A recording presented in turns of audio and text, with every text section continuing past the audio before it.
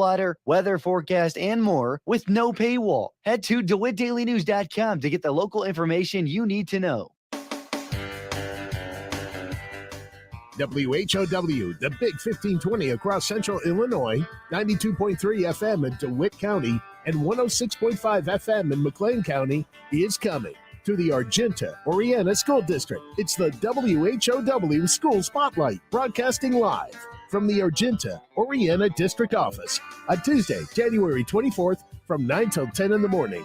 Listen as we visit with the superintendent and administration, talking about the great things they're doing for students when we bring the WHOW School Spotlight to the Argenta Oriana School District on Tuesday, January 24th from 9 till 10. This WHOW School Spotlight stop is brought to you by William McGee Farms, located at 440 White Pigeon Road in Marora, at WilliamMcGeeFarms.com for more info.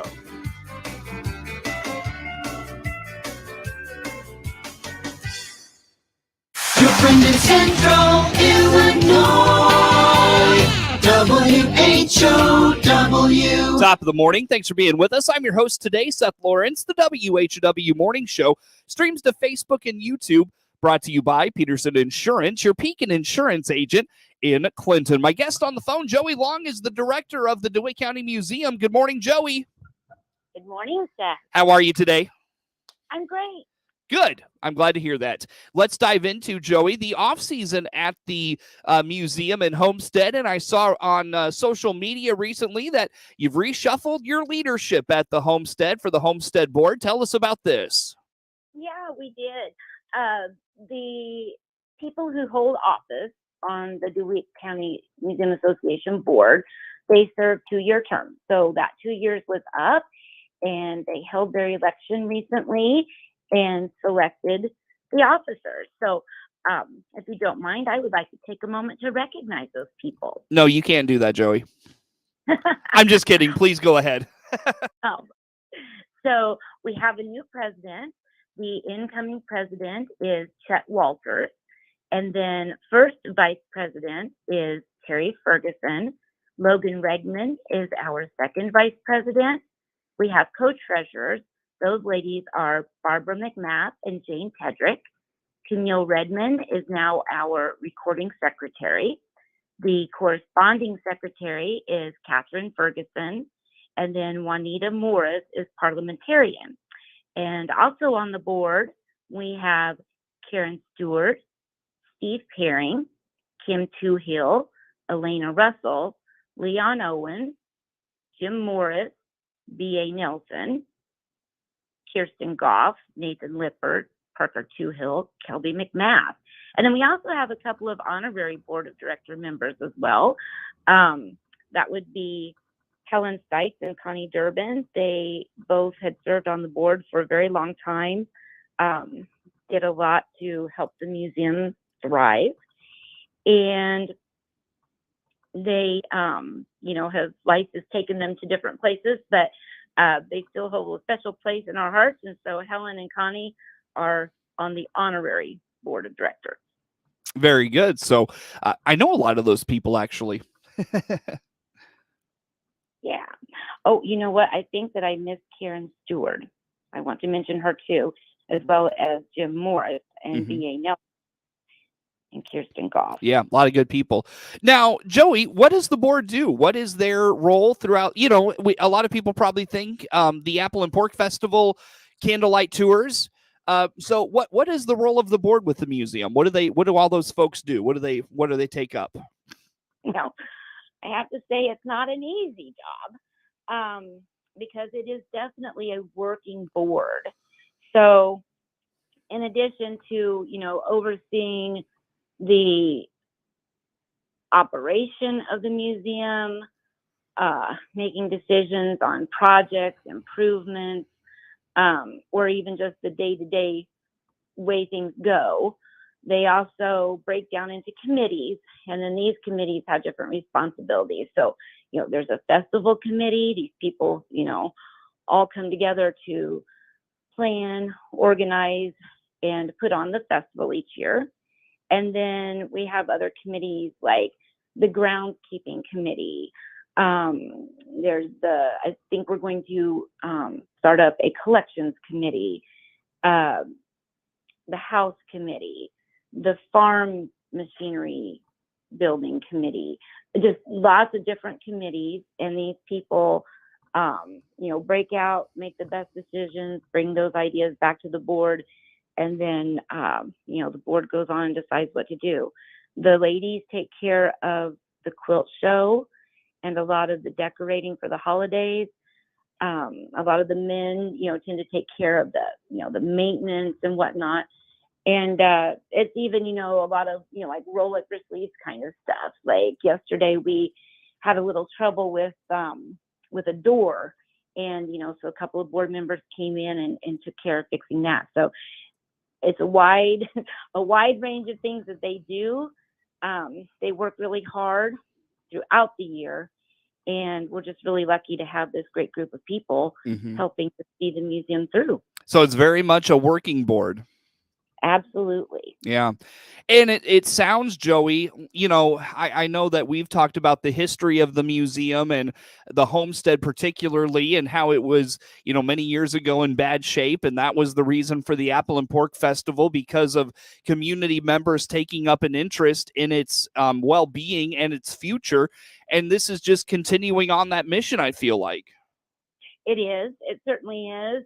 And we don't have limited terms on the board. So some of these people who are on the board have been on the board for decades. And, they just keep giving of themselves and their time and their talent. And we are very grateful. That's what keeps us going, is this board of directors. Yeah, no question. Very good. So the board does a lot. And again, they have reshuffled. And Joey, anything else on the board, their involvement, their reshuffling, anything we missed you want to put out there for us this fine morning?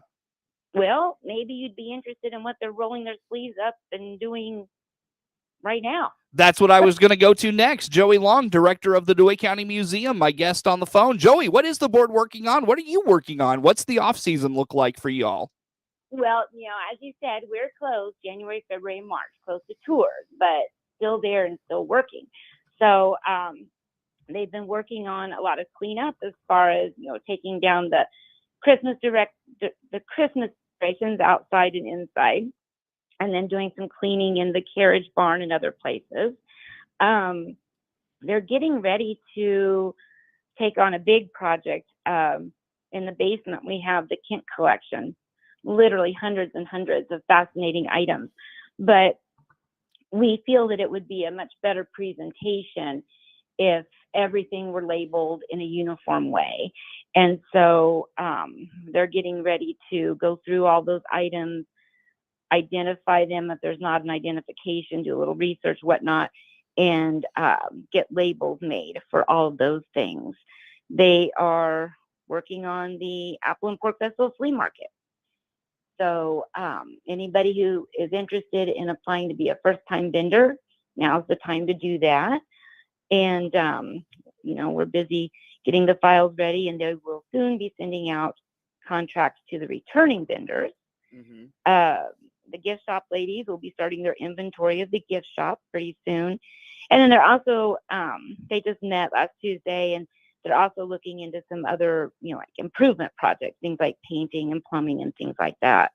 And then as far as what I'm doing, I've been processing memberships as they come in. And I want to thank everyone who has renewed their membership. And I want to say that anyone who would be interested in becoming a member is encouraged to do that.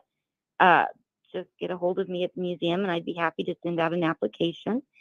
And then I've also been working on writing the newsletter, getting that laid out, and the Historic Houses exhibit that's going to be opening when the museum opens on April 1st. So, Joey, any special projects taken up in the winter months for you this year? Anything besides just kind of general maintenance and those things that you're doing? Anything big? Or I don't want to say big, but anything out of the ordinary, I guess. Well, I guess we always try to have some type of a new little exhibit, but usually it's a little exhibit when we open. The Historic House exhibit should be a bigger presentation. So that's what's taking a lot of my time, but my heart sure is in it. I'm so excited about this exhibit. So that's probably what's taking most of the time. And then, there are other little things that come up here and there during the day, unexpected. But basically, that's what I've been up to so far. Gotcha. Very good. So, as it relates to the winter, is it a little more relaxed in the homestead? Things like that. I mean, does the does the quiet of the homestead lend itself to a I don't want to say a relaxing atmosphere, but you don't feel pressured, you don't feel rushed, things of that nature. There definitely is a different vibe to that for me anyway. Of course, people are still in and out constantly. The ladies coming in to, take down their Christmas decorations from the candlelight tour, or people that have questions or, need to meet with me or whatever. And the board members are in and out, working on their projects. But I guess the real difference from my perspective would just be that, when you're there and you're doing your work during the day, when we're open at any time, someone can come in wanting to take a tour, and you don't know when they're coming. And, so you put your work aside and, spend an hour or so with them. During January, February, March, it gives me more of an opportunity, to focus on what I'm doing, and get my work done in a more focused way without interruption. Gotcha. That's good. That's good to hear. Well, Joey, you mentioned just kind of the membership piece. Apple and Pork Festival. Do things come together this time of the year for that? I'm not sure I understand the question, Seth. No, like you talked about memberships, you focus on those a lot, but with the Apple and Pork Festival, are you working on that this time of the year? Do things, vendors, whether it's coordinating nonprofits, any work go towards Apple and Pork this time of the year? Oh, yeah, sure. Absolutely. So I think in the next week or two, they're going to be sending out the contract to the returning vendors for the Apple and Pork Festival flea market. And then they are also taking new vendor applications now. So I've activated the email account that's dedicated to people who want to look into becoming a first-time vendor at the festival. That email address is Apple Pork Flea Market at gmail.com. And what we would need from you would be your name, your complete mailing address, your phone number, a description of what you sell, and they do prefer that you include photographs of your merchandise. Mm-hmm. But if for some reason that's difficult, I certainly don't want that to be a deal breaker. Just go ahead and send it in. And then they will be sending out contracts to first-time vendors sometime after April 1st. Mm-hmm. But go ahead and send it in now. That way everything will be ready to go when they start selecting the new vendor applicants. All right. Very good. Keep that in mind. So things coming together. Anything else, Joey, you want to mention that keeps you busy during the winter months? I think that's everything. Joey, how do folks follow along with all things C.H. Moore Homestead, DeWitt County Museum, Apple and Pork Festival? Anything else that you want to point us to? How do they follow all those avenues? Well, we have two Facebook pages, one for the DeWitt County Museum and one for the Apple and Pork Festival. With the DeWitt County Museum, you would want to look for the one that has a space between the D and the Witt part. And then for the Apple and Pork Festival, you'll want to look for the Facebook page that features the trademark festival logo as the profile picture. They can also go to our website. That's at www.chmorehomestead.org. They can give me a call because, like I say, we're not open for tours, but we're there. Phone number is 217-935-6066. Joey Long, director of the DeWitt County Museum, C.H. Moore Homestead, my guest on the phone. We'll take a time out here. Joey, come back with some more on the WHOW Morning Show.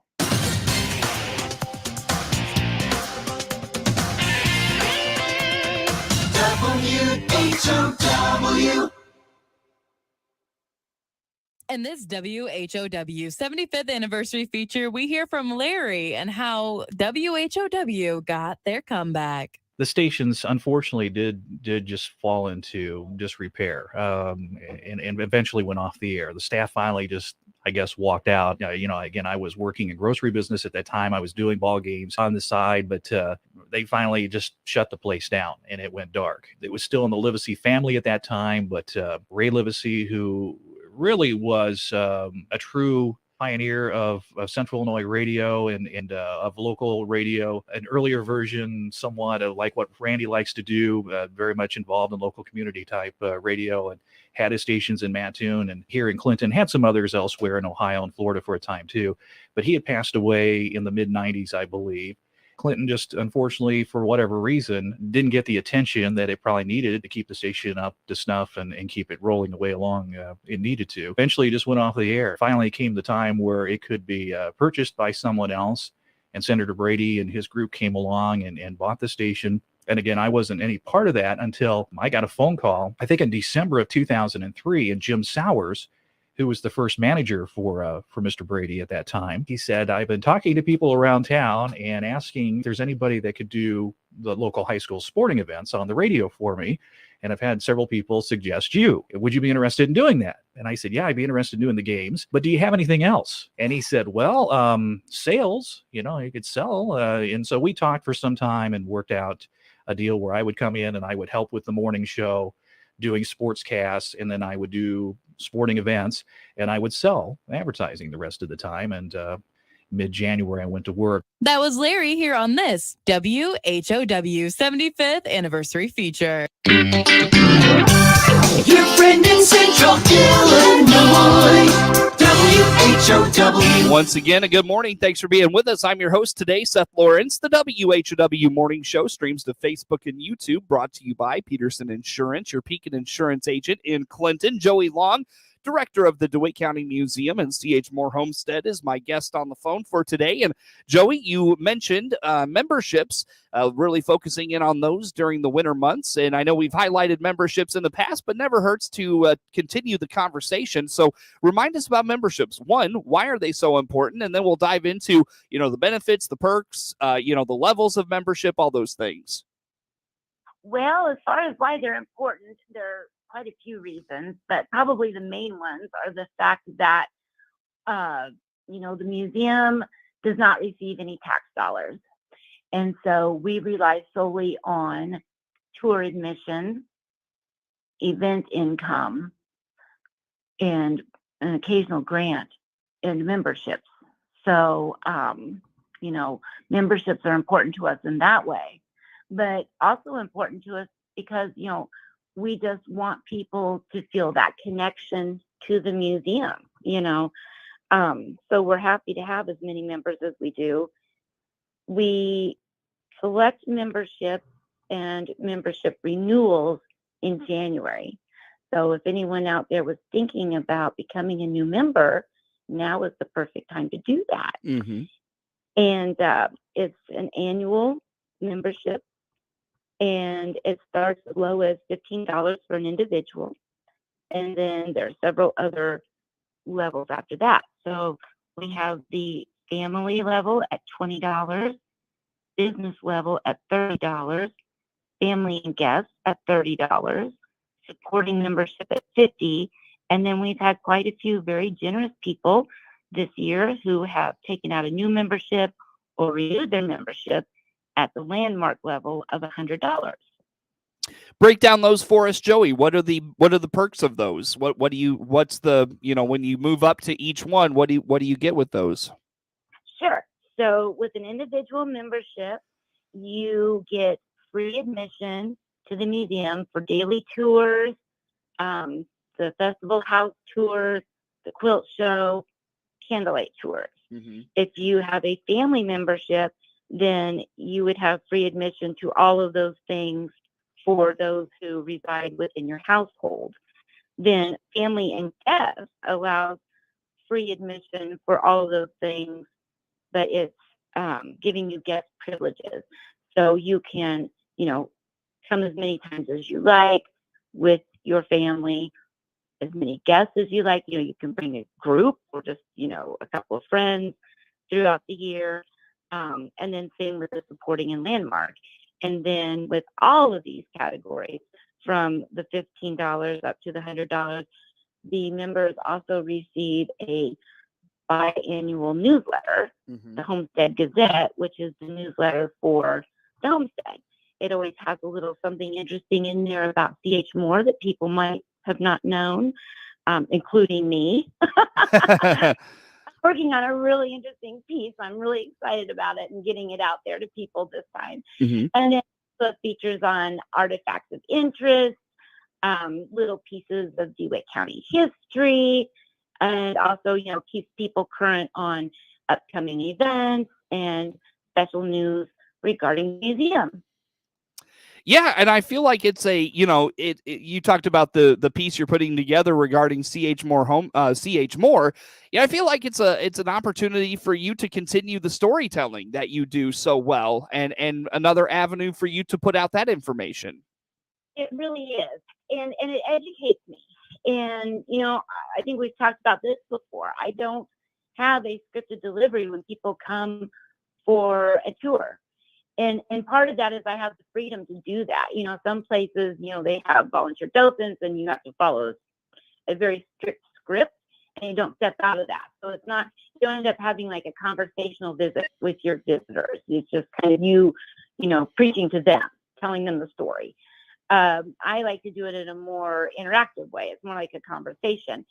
And each winter, it seems, during our so-called downtime, I will dig in and try to learn a little more about CH, some kind of chapter in his life or something that I didn't know about him. And lots of times then I will incorporate that into the tour that I give the following year. So each year it's not the same thing that I focus on. What does CH stand for? Clifton Haswell. Okay. Gotcha. Yeah. I never knew that. Very good. Well, Joey, talk to me about how an individual, a business, a family, how do they get signed up for a membership? Where do they go for more information? They can give me a call at the museum or they can send me an email. The email address is chmore.homestead@gmail.com. The phone number is 217-935-6066, and I'll be happy to send out a little application form. I want to make it clear that when I say application form, it's just a form that you fill out. Everyone, is invited to join. It's not that, we pick and choose or make selection. You know what I mean? It's open to everyone. And people join for all different reasons, Seth. And that's one thing that I think is really interesting.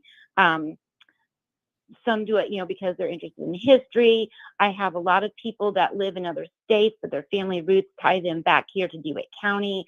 I have people who have, lived in DeWitt County, enjoyed their time here, but have moved on, and they feel that the newsletter is a way to still have that tie with the area. Sure. Lots of reasons. Joey, I don't mean to do this to you. I need to cut you off and let you go for the day. Joey Long is the director of the DeWitt County Museum. CH Moore Homestead, our guest. Network news on the way. WHOW.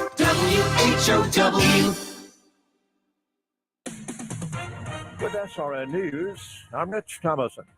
2022 turned out to be the slowest year for the housing market in close to a decade.